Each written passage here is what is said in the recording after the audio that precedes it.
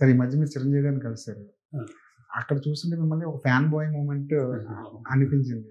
ఆయన ప్రభావం ఎంతవరకు ఉంది సార్ మీకు? సినిమా బాగా చాలా ఉన్నాయి. అంటే నేను కాలేజ్ డేస్‌లో నేను ప్రతి ఒక్కడికి చెప్పేవాడిని. ఆయన సినిమాకి నేనే తీసుకెళ్ళాను డబ్బులిచ్చి లండన్ తీసుకెళ్ళేవాడిని ఫస్ట్ డే. ఆయన ఒకసారి కాలేజ్ ఫ్రెండ్స్ సిబిఐటీ దగ్గరికి ఏదో షూటింగ్ అవుతుంటే వెళ్ళాను యాక్చువల్లీ. షేక్ హ్యాండ్ ఇచ్చారు. అప్పటి నుంచి నేను ఎప్పుడు డైరెక్ట్ చేయాలని చెప్తా ఉండేవాడిని. నేను డైరెక్ట్ చేస్తా అనేవాడిని.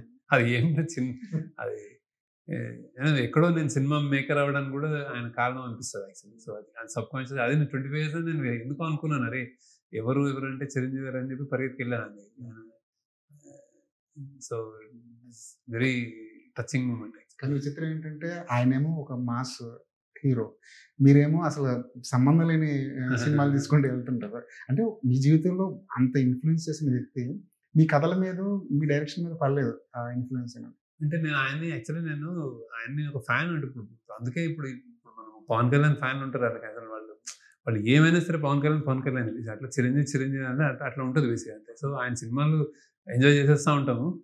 ఎక్కడో ఒక వ్యక్తిగా ఎతుక్కుంటాం కదా మనం బేసిక్‌గా. నేను అలాంటి ఫ్యాన్ కాదు. ఇప్పుడు మన ఇంట్లో డబ్బులు కొట్టేసి వెళ్ళిపోయి అది ఒకటి ఉంటారు. అది నో అని చెప్తాను అందరికి. అదే మీ ఇంట్లో మీ అమ్మ నాన్నని, మీ చెల్లెల్ని చూసుకుంటారు ఫస్ట్ హీరోల కంటే మాకంటే ఎవరికంటే అని.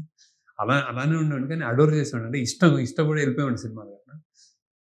కానీ ఫిల్మ్ స్కూల్‌లో జాయిన్ అయినప్పుడు అంటే what kind of cinema is needed అట్లా అంటే అది వేరే ఒక 2 పార్టిషన్ ఇది ఉంటది కదా! సో నీకు నువ్వు చెక్కుకుంటావు కదా! నువ్వు ఇప్పుడు ఆయన్ని చూసి నేను ఆయనలాంటి సినిమాలే తీసేస్తాను. ఆయన వేరేవాళ్ళు తీసిన అదే సినిమాలు తీసాను అంటే ఇంక ఫిల్మ్ మేకర్‌గా పెద్ద అర్థం ఉండదు. సో ఎక్కడో ఇవాల్వ్ అవుతాం. సో ఫిల్మ్ స్కూల్ చేసినట్టుంది. ఫిల్మ్ స్కూల్‌కెళ్ళాను. So maybe